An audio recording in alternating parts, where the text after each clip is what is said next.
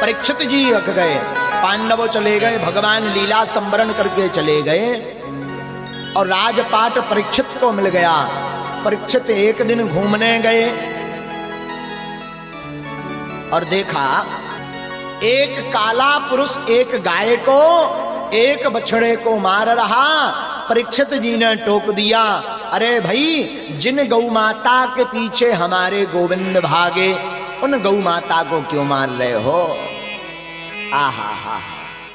अब जवाब दिया, महाराज क्या करें, तुम बताओ तुम हो कौन? काले पुरुष ने जवाब दिया, महाराज हमारा नाम कलयुग है। गौ माता से पूछा, फिर तुम कौन हो? साधारण तो दिखती नहीं। महाराज हमारा नाम धर्म है, हमारा नाम पृथ्वी है। बैल से पूछा, तुम कौन हो? महाराज हमारा नाम धर्म है। काले पुरुष से कहा, हो कौन? बोले कलयुग। बोले तुम्हारी क्षमता कैसे हुई हमारे राज्य में आने की? कलयुग बोला, महाराज जाएं भी कहां, पूरी पृथ्वी पर तुम्हारा ही तो राज्य है, यहां नहीं रहोगे, कहां रहोगे? तुम्हें हम 2-3 स्थान दे देते हैं, वहीं पर जाकर के रहो। ठीक है महाराज। कलयुग को 4 बढ़िया स्थान दिए गए। ध्यान से सुनना, कलयुग का कहां कहां वास है। धूतम पानम स्त्रियः सूना यत्रा धर्मश्च चतुर्विधा।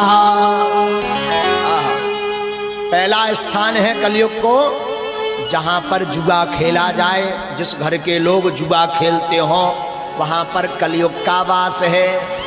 धूतम पानम, जहां पर मदरा पान होती हो, मदरा बेची जाती हो, जिस घर के लोग मदरा पीते हो उस घर में कलयुग का वास है। स्त्रियः सूना, अर्थात जिस घर की स्त्री बदचलन होती है, पुरुष लंपट होता है, उस घर में भी कलयुग का वास है। चौथा, सूनः, जिस घर के लोग मांस का भक्षण करते हैं, मांस को बेचते हैं, ये 4 स्थान कलयुग के हैं। कलयुग ने हाथ जोड़ लिए, बोले महाराज सब गंदे गंदे स्थान दे दिए आपने, बेडरूम तो बढ़िया सा दे दो कम से कम।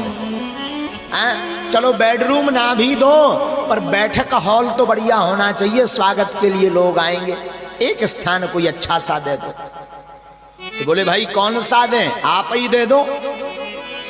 5वां स्थान परीक्षित जी ने कलयुग को स्वर्ण में दे दिया, स्वर्ण में दिया, सोने में गहने होते ना जो, वहां पर 5वां स्थान दे दिया।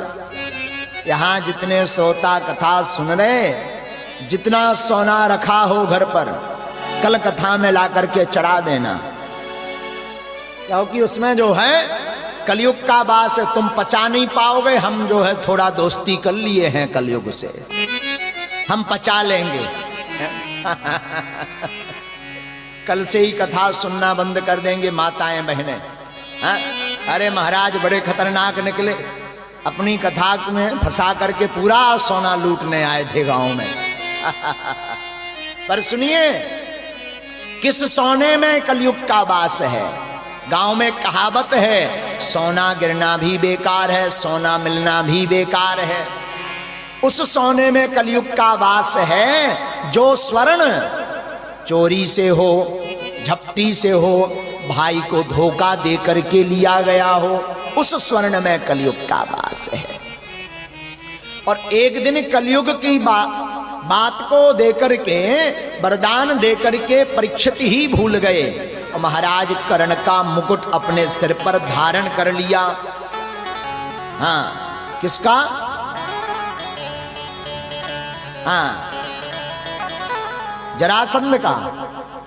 अच्छा, होगा ऐसा, धारण कर लिया, जो दिखने में बड़ा सुंदर था। और जैसे ही धारण किया, उसी को धारण करके परीक्षित जी चले। कलयुग ने अपना प्रभाव बढ़ा दिया और वन में गए तो वन में ही आज तक हिंसक जीवों को मारने का भाव नहीं आया, पहली बार हिंसा करने का भाव आया, पर कोई शिकार नहीं मिला। तो एक महात्मा की कुटी में पहुंच गए और महात्मा को देखा, और महात्मा को देखा तो सोचा कि ये महात्मा आंख नीचे बैठा है, न स्वागत कर रहा न पानी पिला रहा। तुम्हारे आवेश के परीक्षित जी ने एक मरा हुआ सांप समीक ऋषि जी के गले में डाल दिया और वापस आ गए। समीक के पुत्र श्रृंगी ऋषि को पता चला कि हमारे पिता का बड़ा अपमान किया।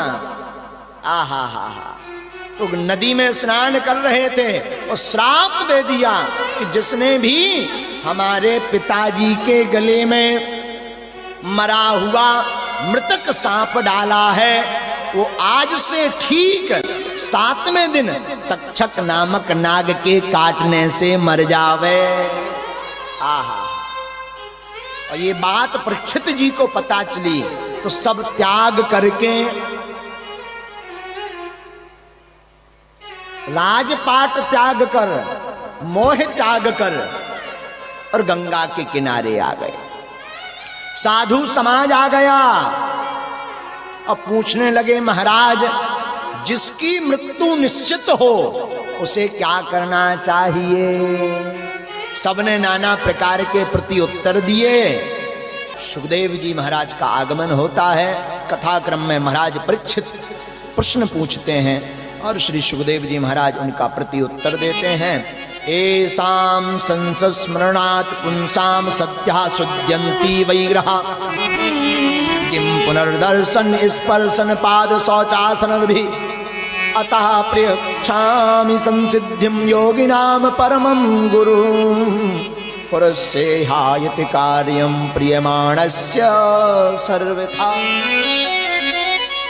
अनेकानेक प्रश्न महाराज परीक्षित करते हैं, सुखदेव जी उत्तर देते हैं। सुबह गुरुजी को प्रणाम पूजा पाठ अभी करने गए, बालाजी को प्रणाम करने गए, सन्यासी बाबा को करने गए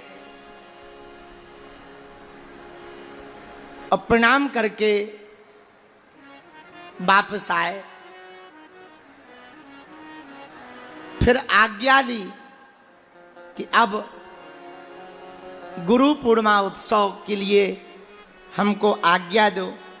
फिर गुरु जी से आज्ञा लेकर के पादुका की शाही सवारी के साथ में गुरु जी की पादुका यहां स्थापित हुई।